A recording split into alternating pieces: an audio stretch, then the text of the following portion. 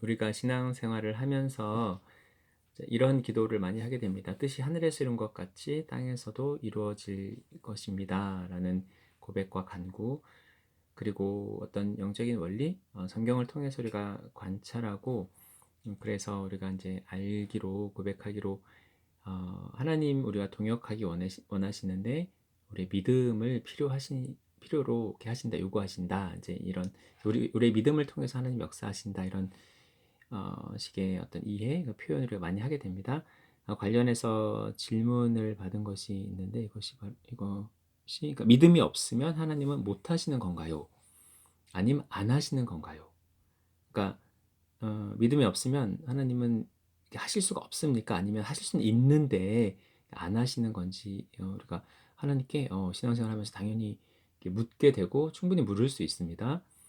이게 결국 하늘에 있는 가치, 보물 및 법칙이 이 땅에 풀어지려면 매개로서 이 땅에서의 행위자가 필요할 텐데, 어, 첫 번째는 그 이행불능이다. 믿음 자체의 창조 효과 혹은 그 이상의 힘이 있어서 반드시 행위자의 믿음이 있어야지만 하나님의 선하신 계획이 한 개인을 향하던 그 지역을 향하는 것이든 이 땅으로 풀어질 수 있는 건지, 또는 두 번째, 가능하지만 하시지 않는, 그러니까 하나님의 계획이 이 땅에 풀어지는데 행위자의 믿음 자체가 필요 충분 조건인 것은 아니며, 그분의 전지전능하심으로 외계의 믿음 없이도 얼마든지 하늘의 것을 이 땅에 풀어놓으실 수 있고, 우리의 믿음은 단순히 그분과의 교감 및 정서적 충족감 그 이상의 역할은 없으나, 우리가 그분과의 교제의 대상으로 지어진 만큼 그 소임을 다하여 주님께서 나를 믿어 주었으면 하시는데, 근데 안 믿어주니까 뭐 나도 안 내줄래, 이제 이런 건가요? 표현을 하자면 이런 질문입니다. 이것을 가지고 주님께 조명을 구합니다.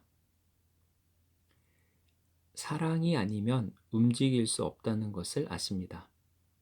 사람의 마음에 강제로 취할 수 없습니다. 억지로 구하고 얻을 수 없습니다. 이것은 진심이 아니기 때문에. 좋아하는 척하고 그런 척할 수는 있지만 진짜 마음을 얻을 수는 없습니다. 하나님은 진짜만 받으십니다. 왜냐하면 그분이 정직하신 분이며 진짜이기 때문입니다. 진리이기 때문입니다. 그래서 그분은 진짜를 주셨어요. 진짜 사랑, 진실된 사랑으로 우리를 대하셨고 그분의 심장을 내어 놓으셨습니다. 그것이 바로 예수 그리스도입니다. 그분의 몸이 갈갈이 찢기고 찔리고 조롱당하고 갖은 모욕을 당하시고 사지를 벌리고 십자가에 못이 박혀서 죽으셨습니다.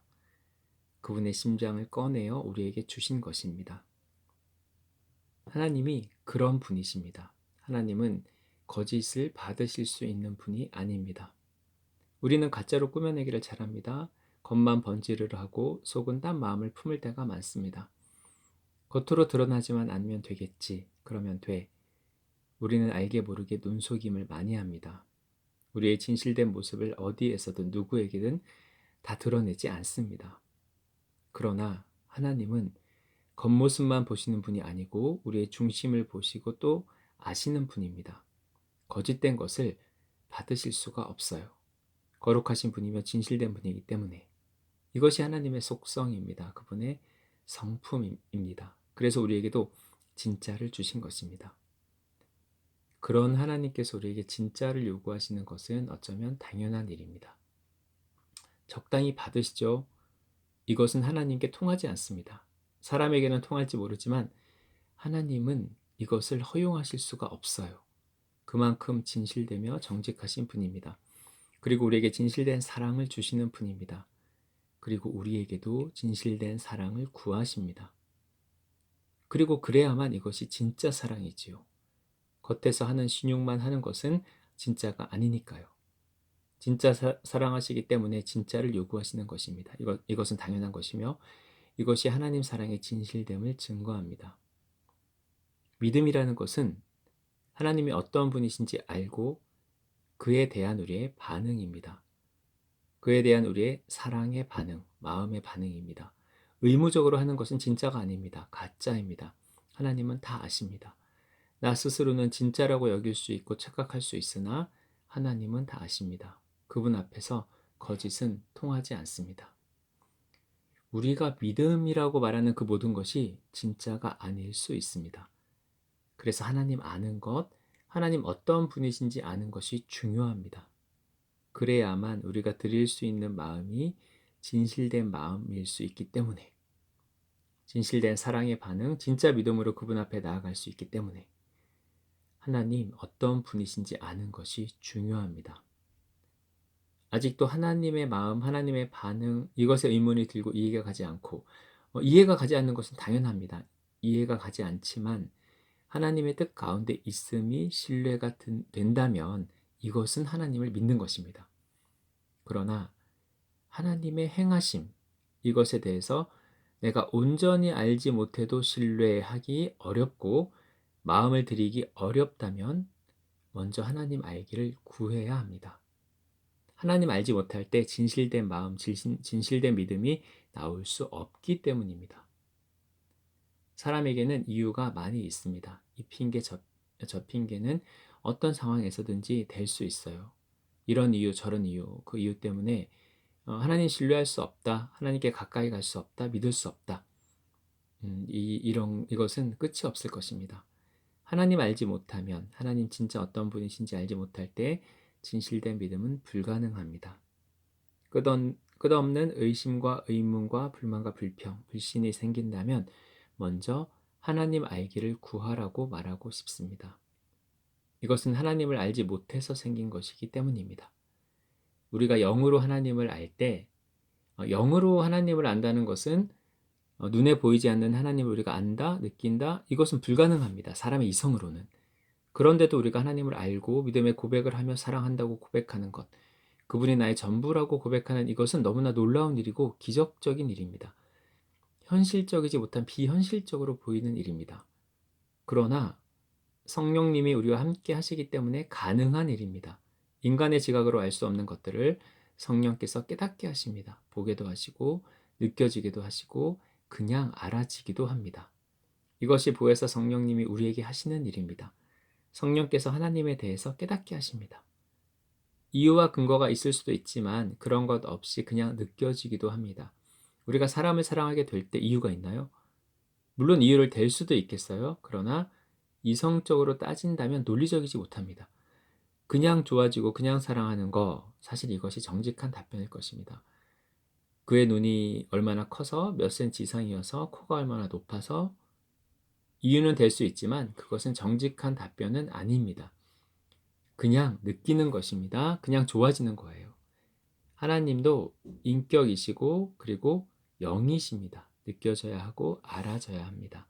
불가능해 보이지만 성령께서 도우심으로 가능합니다. 하나님 알기를 구할 때, 가난하고 정직한 심령으로 정말 하나님 알기를 원할 때 그분은 보이십니다. 그분은 보이십니다. 깨닫게 하시고 느끼게 하십니다.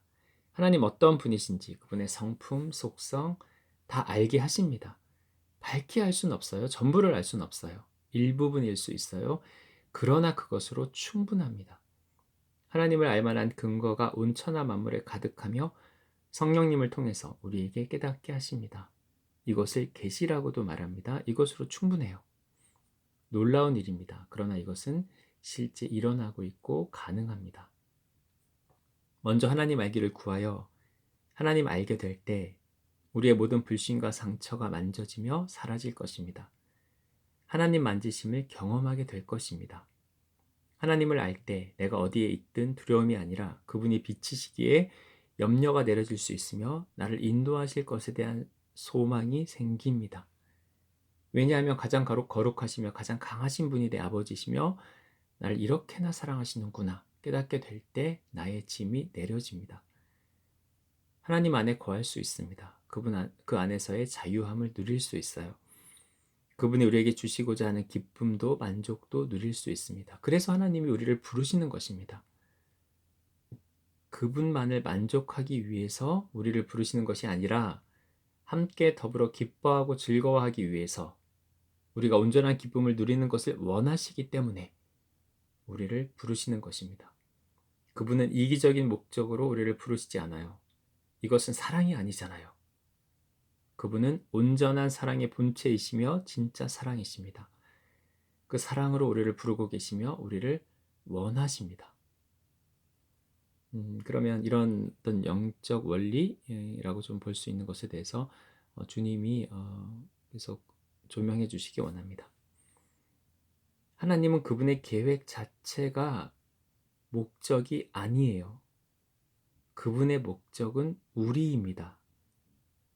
하나님의 관심은 그분의 계획이 이루어지는 것이 아니라 그분의 계획이 이루어지는 과정, 사람과 함께 이루어가는, 교제하는 과정이 그 자체가 기쁨이며 하나님의 목적이십니다. 하나님이 전능자이시기 때문에 못하실 일은 없습니다. 그분 마음대로 무엇이든 하실 수 있어요. 그런데 무엇하러 이렇게 속 태우고 우리를 부르시겠습니까? 그냥 그분이 하시면 되지. 결과, 그 목표 지점이 아닙니다. 이것은 분명합니다. 하나님이 원하시는 것은 우리 자신입니다. 인간 자체. 우리가 하나님을 바라보는 것, 하나님 앞에 나아오는 것, 그리고 우리 진실된 마음을 드리는 것, 사랑의 관계, 그리고 관계 가운데 필수인 교제. 만남이 종착지가 아니라 시작입니다. 그러므로 교제하는 것, 과정이 중요합니다. 그래서 하나님은 끊임없이 우리를 부르시고 말씀하시고 다가오십니다. 대화를 원하시는 것입니다. 그러나 우리는 하나님의 손, 하나님의 계획, 그분의 그 목적의 끝이 무엇인지, 무엇을 지향하시는지, 우리를 통해 무엇을 하시려는 것인지 이런 것에도 관심이 있어요. 그것이 진짜인지 알아요.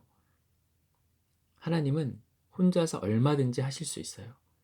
그러나 사람과 마음을 나누고 사랑하며 교제 가운데 하나님과 함께 우리가 이루어가는 그 과정을 기뻐하시고 귀하게 여기십니다. 물론 그 기쁨, 이것은 하나님 마음이 기쁘시겠지만 사실은 우리의 마음의 기쁨이 더 큽니다. 우리가 할 수 없는 것들을 하나님과 함께 했을 때 함께 이루어가기 때문입니다. 그리고 우리가 기뻐하는 그것을 하나님은 기뻐하시는 것입니다. 이를 이루었다고 기뻐하시는 것이 아니라 그 과정 가운데 우리가 기뻐하는 것, 우리가 느끼는 그 마음을 아시고 하나님이 함께 기뻐하시는 것이 더 정확한 표현입니다. 믿음 없이 하실 수 없다가 아니라 얼마든지 홀로 하실 수 있으나 사람과 함께 하기를, 사람을 통해서 하기를 작정하셨고, 왜냐하면 그것만이 진짜이기 때문에, 그것만이 의미가 있기 때문에 그렇게 하실 수밖에 없는 것입니다. 그래서 기다리고 또 기다리십니다. 인내하고 또 인내하십니다. 우리를 부르십니다. 우리를 동역자로 부르십니다. 그 가운데 우리가 기쁨을 누리고 우리의 창조 목적에 맞게 우리가 누려야 할 것들을 누리며 온전한 삶을 살아갈 수 있기 때문입니다. 우리는 이렇게 배우기도 했고 이런 식의 이해가 많기도 하고 어, 그리고 우리에겐 이런 식의 논리 전개가 자연스럽기도 하고 우리에게 익숙한 사고방식이고 그래서 지금 위에 갔던 어떤 질문처럼 그렇게 우리가 이해하고 정리도 하고 그래서 이제 질문을 하게 되는데 이런 식의 이해와 이런 질문 자체에 대해서 주님은 어떻게 보세요? 하나님을 인간의 논리로 이해하려 하기 때문에 생기는 질문입니다. 사람이 이렇게 한다면 이해가 가지 않겠지요. 뭐 이렇게까지 하나 이해가 되지 않는다. 사랑이 뭐라고 그 온전한 사랑, 진심 그거를 그렇게까지 철저히 요구하시는지 이해할 수 없다. 우리는 그렇게 생각할 것입니다. 사람으로서는 알 수 없는 하나님의 계획이며 섭리입니다. 그리고 하나님의 사랑입니다. 사람은 조건적입니다. 사람도 사랑이 있지만 그것을 엄밀히 보면 조건적인 것 같습니다. 그만큼 사람이 연약한 존재이기 때문입니다. 부모의 사랑이 무조건적이고 무한하다고 말합니다. 부모의 희생, 무엇으로도 설명할 수가 없기 때문에. 그러나 이것도 한계가 있습니다. 사람의 사랑은 조건적입니다. 사람의 지혜로는, 논리로는 하나님의 행하심을 절대 이해할 수가 없어요. 그래서 하나님을 이해한다기보다 영으로 느껴야 하는 것입니다. 그 사랑이 강렬하게 우리 마음에 느껴지고 부어질 때 그 느낌으로 이해를 하는 것입니다. 이것이 느껴질 때 논리도 되고 감정도 됩니다. 말이 안 되는 것 같지만 말이 안 되는 일이 있습니다. 그래서 아직도 하나님을 주로 고백하는 사람이 있는 것입니다. 21세기에 아직도 까마득한 옛날에 살아있었던 예수라는 인물, 그를 통해서 하나님을 주로 고백합니다. 하나님 사랑을 우리 모두가 알고 깨닫고 누리게 되기를 축복합니다.